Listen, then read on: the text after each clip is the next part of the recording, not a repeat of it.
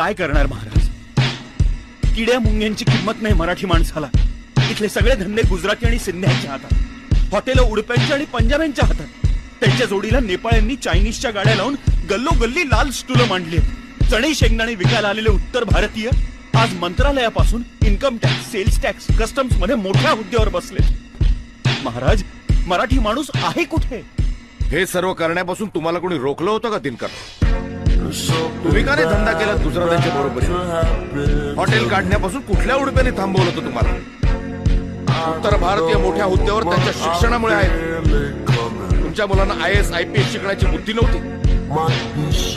दिनकरराव, मराठी माणूस स्वतःच्या कृत्यानंच मागे राहिला. आमची कुठे शाखा नाही असं अभिमानानं सांगतात.